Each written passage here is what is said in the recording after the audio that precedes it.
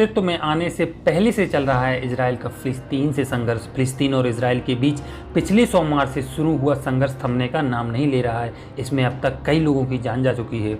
इसमें एक भारतीय महिला भी शामिल है। इजराइल फिलिस्तीन के बीच चला आ रहा ये विवाद जितना पुराना है उतना ही जटिल है।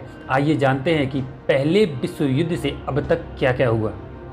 ये मैप प्रथम विश्व युद्ध के पहले का है। इसमें दिख रहे हैं कि ऑटोमान साम्राज्य में उस वक्त फिलहाल इजराइल, फिलिस्तीन, मिस्र, तुर्की समेत आसपास के कई देश आते थे। पहले विश्व युद्ध में ब्रिटेन ने ऑटोमान को जीत लिया। 1917 में ब्रिटेन ने एक घोषणा की जिसमें कहा गया कि ब्रिटेन फिलिस्तीन को यहूदियों की मातृभूमि बनाने के लिए प्रतिबद्ध है। इसे बाल्फोर डिक्लेरेशन कहा जाता है।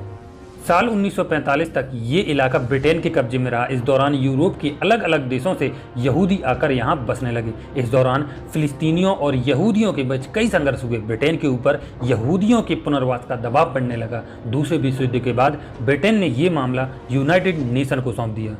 1947 में यूनाइटेड नेशन ने फिलिस्तीन को दो भागों में बांट दिया।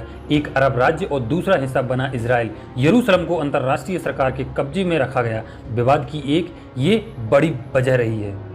यरूशलेम हमेशा इजराइल और फिलिस्तीन के बीच हो रहे विवाद का कारण बना है। 1948 में इजराइल ने खुद को स्वतंत्र राष्ट्र घोषित कर दिया। अगले ही दिन अरब देशों ने इजराइल पर हमला कर दिया।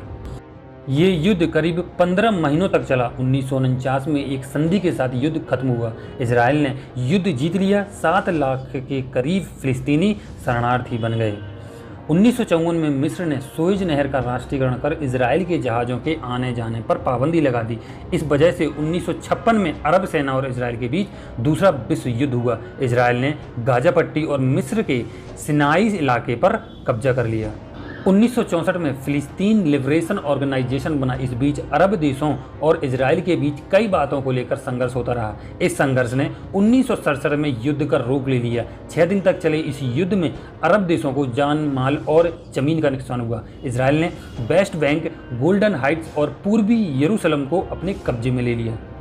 आगे 1972 में म्यूनिख ओलंपिक में इजरायली खिलाड़ियों के ऊपर PLO के 8 आतंकियों ने हमला कर दिया। 11 इजरायली खिलाड़ियों को बंधक बनाकर उनकी हत्या कर दी। 1987 में फिलिस्तीन की ओर से पहला विरोध प्रदर्शन और छोटे छोटे संघर्ष शुरू किए गए। इस दौरान फिलिस्तीन और इजराइल के बीच भयंकर हिंसक झड़पें हुई। 1993 में ओस्लो में समझौते के साथ ये संघर्ष थोड़ा कम हुआ।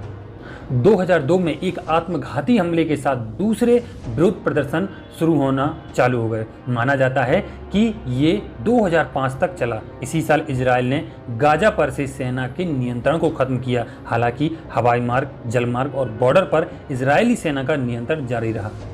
2017 में अमेरिकी राष्ट्रपति डोनाल्ड ट्रंप ने यरूशलेम को इजराइल की राजधानी के तौर पर मान्यता दी। हालांकि अंतर्राष्ट्रीय समुदाय इस बात का समर्थन नहीं करता।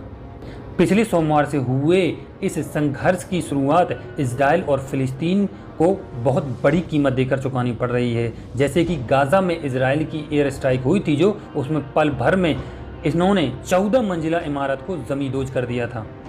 इजराइल की गाजा पट्टी पर 600 से ज़्यादा एयर स्ट्राइक हुई हैं। 96 मौतों के बाद फिलिस्तीनियों ने यहां से पलायन शुरू कर दिया है।